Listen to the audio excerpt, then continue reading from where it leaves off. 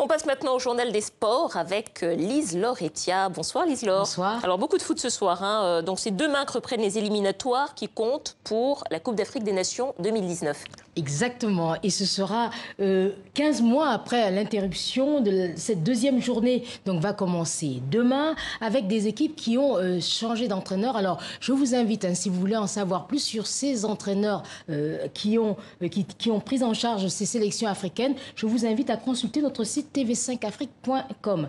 Alors au programme, il y aura 13 rencontres et les plus attendues, Comores-Cameroun. On attendra évidemment de voir le nouveau visage des Lions indomptables dirigés par le néerlandais Clarence Seedorf. À Nairobi, le Ghana face au Kenya espère confirmer son bon début des éliminatoires.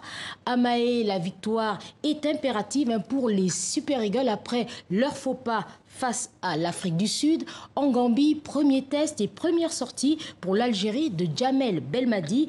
Et à domicile, le Maroc espère bien se relancer face au Malawi. Alors il y a une autre équipe aussi qui espère se relancer parce que pour l'instant c'est zéro, rien, toujours rien au compteur.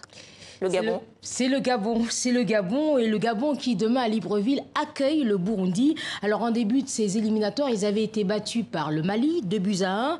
Donc il faut gagner et l'équipe compte bien sûr sur son atout offensif, Pierre-Emerick Aubameyang, dont la présence rassure les Panthères.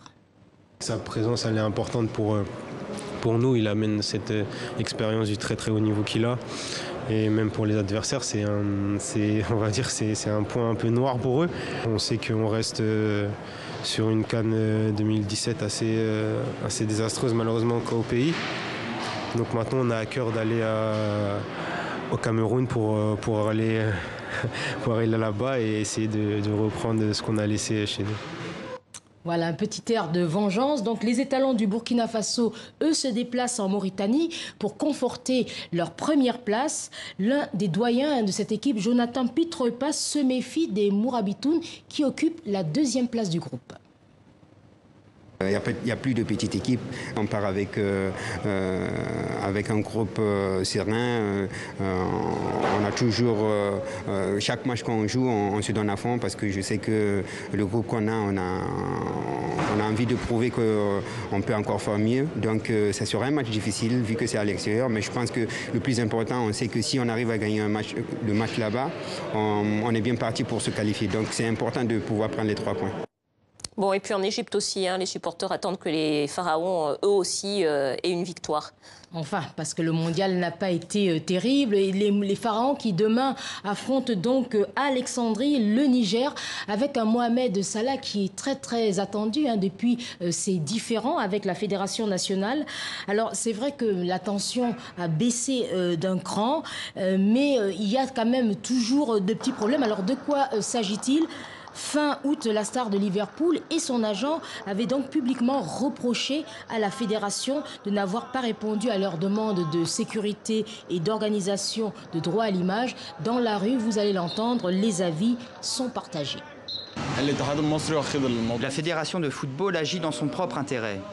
Son objectif est de faire taire Mohamed Salah. Ils veulent l'étouffer. Au lieu d'essayer de résoudre le problème, ils veulent exploiter Mohamed Salah et se faire de l'argent. La popularité de Mohamed Salah a baissé parmi les Égyptiens à cause des propos tenus par son avocat. Nous l'aimons tous, mais quand nous voyons un Égyptien aimé de tous encourager son avocat à offenser le pays, alors on le déteste. Il a des exigences, même si elles sont un peu élevées, mais d'un autre côté, il a créé un boom touristique que nous ne pouvions espérer. Bon, alors il va peut-être y avoir un autre boom touristique, on ne sait pas, parce qu'il y a une autre vedette du foot qui pourrait peut-être arriver bientôt chez les Pharaons. Info, intox? Alors l'info, intox, on ne sait pas. En tout cas, l'info n'a pas été démentie et il s'agit de Zlatan Ibrahimovic. L'info a été donnée par le quotidien portugais Record et reprise évidemment dans la presse. Et selon ce quotidien, la star suédoise, qui est aujourd'hui âgée de 36 ans, qui évolue donc à Los Angeles, serait en négociation avec le Pyramide FC, un club de première division qui est soutenu évidemment par un riche milliardaire, hein, je précise, saoudien.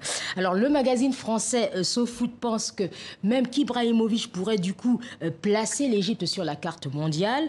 En revanche, pour le site MaxiFoot, ce transfert, hein, s'il s'avère définitif, serait peut-être une idée farfelue. Bon, on ne sait pas encore si c'est vrai ou faux. Je suis sûre que vous allez enquêter, Liseleur, et vous nous tiendrez au courant. Merci beaucoup. À demain.